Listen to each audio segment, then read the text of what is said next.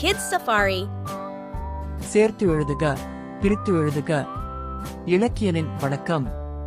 இன்று நான் உங்களுக்கு புதிய தலைப்பினை விளக்கப் போகிறேன். வாருங்கள் வீடியோவிற்கு செல்வோம். சேர்த்து எழுதுக என்றால் என்ன? இரண்டு சொற்கள் ஒன்றோடொன்று சேர்வதை புணர்ச்சி என இலக்கணம் கூறும். அவ்விரு சொற்களில் முதலில் நிற்கும் சொல் நிலைமொழி எனப்படும். அடுத்து சேர வரும் சொல் வருமொழி எனப்படும். சில எடுத்துக்காட்டுகளை பார்ப்போம். வாழை கனி, வாழைக்கனி. மரம் நிழல், மரநிழல். அடி இணை, அடி இணை. வேலை ஆள், வேலையாள். பூ இதழ், பூவிதழ். மூன்று கனி, முக்கனி.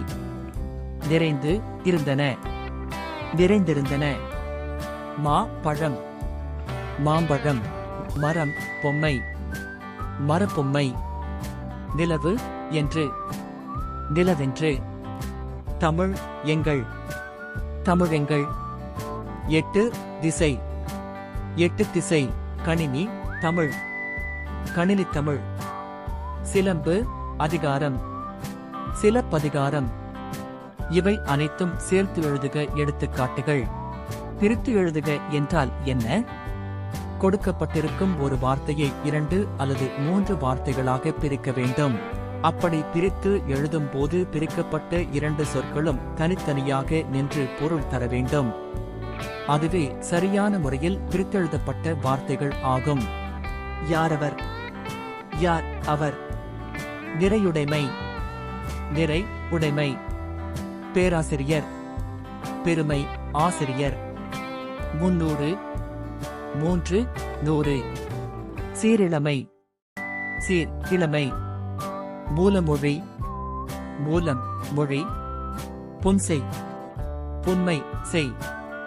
ஈத்துணை, ஈத்துணை. பன்னாடு, பல நாடு.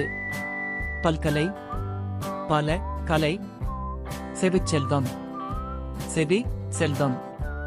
நாட்குறிப்பு, நாள் குறிப்பு. உடல் உழைப்பு, உடல் உழைப்பு. அறிவாற்றல், அறிவு ஆற்றல். இவை அனைத்தும் பிரித்து எழுதுக எடுத்துக்காட்டுகள். அடுத்த வீடியோவில் உங்களை மீண்டும் சந்திக்கிறேன். விடைபெறுகிறேன் உங்கள் இலக்கியன். Subscribe to Kids Safari for more adventure lessons.